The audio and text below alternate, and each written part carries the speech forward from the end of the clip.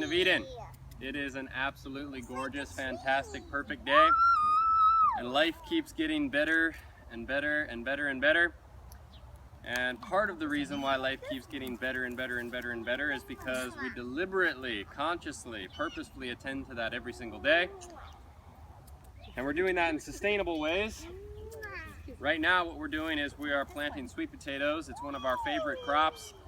They taste delicious, they're super nutritious, they grow really well in this climate. And as I've been mentioning a lot lately, one of the smartest and wisest choices in your plants that you choose to grow is what does well, what grows easily. And sweet potatoes grow really easily. And so we choose sweet potatoes as one of our main crops here. And of course, because we do it sustainably, we are growing our own sweet potato slips is what they call it. You don't plant sweet potatoes by seeds. Most things that you plant are via seeds. Sweet potatoes don't have seeds. What they do is they actually propagate themselves.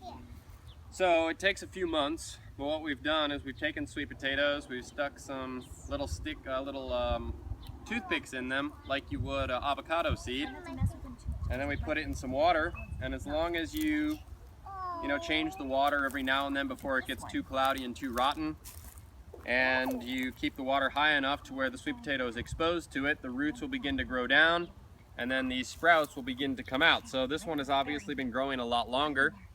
The water is pretty low, but once the roots come out, it doesn't have to touch the potato anymore as long as the roots can still absorb the water. So this one really needs to go quite a bit longer before it can actually be usable. I just have it there to show you the process. This is a few months, and we've got a lot of roots. And as you pull this out, each one of these is a sweet potato slip. And if you were go to a store, you would buy little bundles of these slips, and they wouldn't have the sweet potato there. It would just be these slips with the roots, and there would be like 10 to a pack. And they're not that expensive. It costs like $5 to $10 per pack. So like 50 cents to $1 per slip or whatever. So this is like $5 to $10 worth of slips. We've done it ourselves. It allows you to have high quality control, which we like, and it also allows you to save money. And it's convenient because we don't have to go anywhere.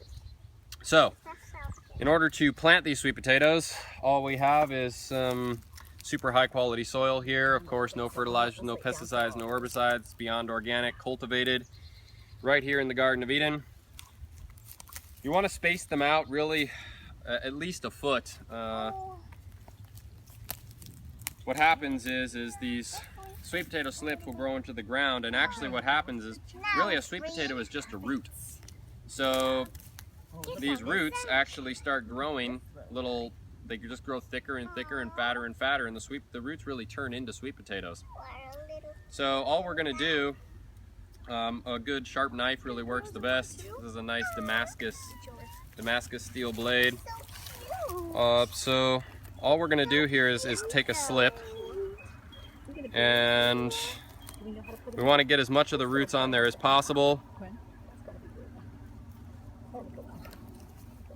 And we can just sort of cut off a part of the sweet potato chunk with the roots.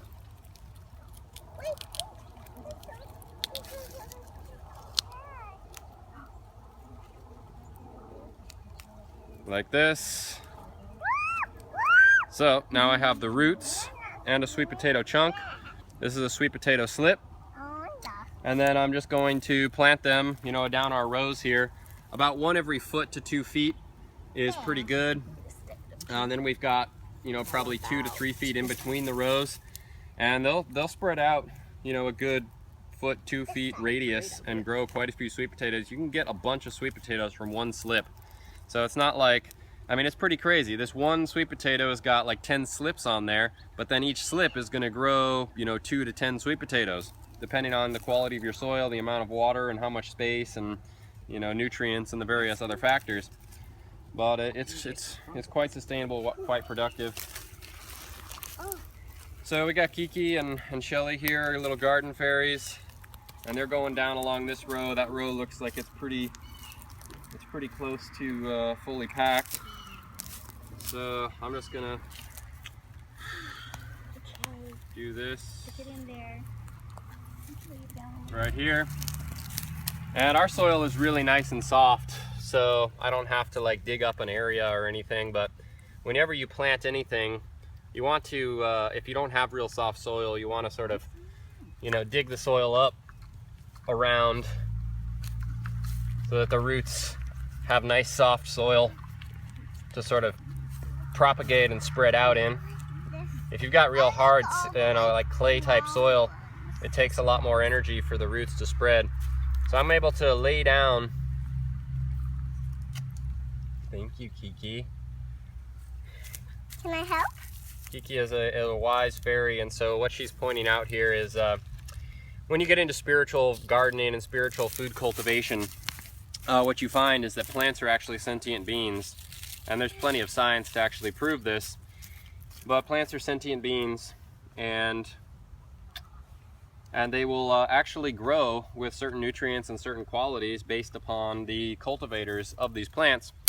So we do a lot of things. One is when you plant seeds, you can put them in their mouth to get your saliva, your DNA on the plant. We also compost all of our pee. We also compost all of our poo. We're also walking around barefoot. We're super connected with the land, so the plants will respond to that. They'll grow to that. And so Kiki's just giving it a little spiritual love burst there. And so what I'm going to do is I'm just going to lay this down in the hole. It's a perfect size hole. And I like to just, I don't try to stand it up straight because really it's not going to stay up straight. I just lay it down on the ground. And Dad, can I help? You sure can. Okay. And you can actually cover an extra portion of the vine, and roots will start growing out of that vine. So I've got a nice hole there. Now we're just going to cover it with dirt.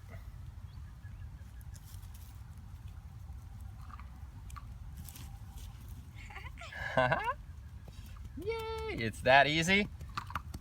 Now with good soil, which we have, the other factor is water. You know, here in Texas during the middle of the summer, you've got to have some kind of irrigation, even for a plant like sweet potatoes that, you know, grows relatively easily. We've got irrigation lines here which will cover up with mulch and whatnot once these get established.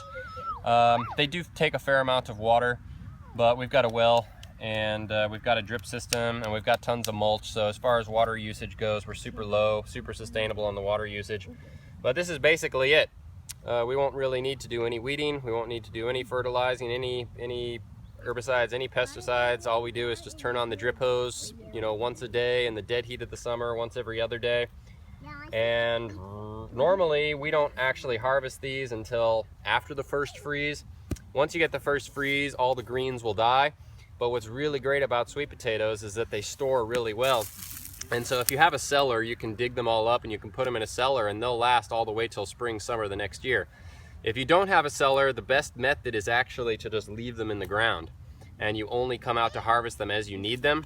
What we do is we pull a tarp over the whole field. Once we get the first freeze and they die, we just pull a tarp over the whole field so that we can keep the water, keep it from getting too soaked with water. Because if the ground gets real soaked, you know, in the fall we can get a lot of heavy rains for long periods of time.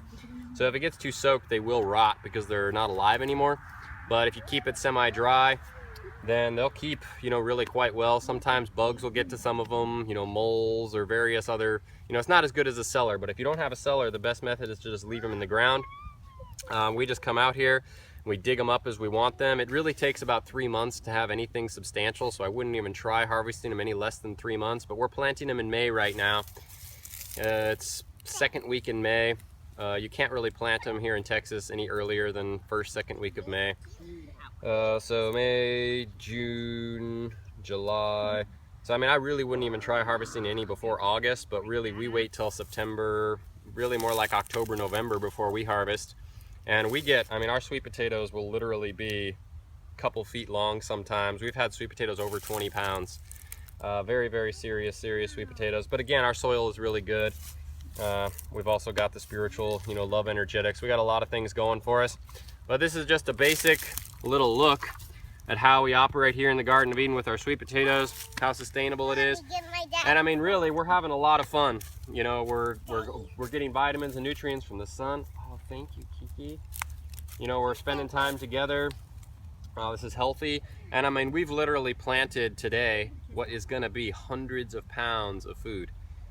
I mean, it's just in the matter of a day, we've literally planted hundreds of pounds of food. And when you set up sustainable ecosystems like we have, you know, once this part is done, you know, it's going to take time for it to grow. But as far as maintenance time goes, you know, it's pretty much just planting and harvesting as far as we're concerned. So it's super lucrative, super abundant, super healthy, super sustainable, and a lot of fun.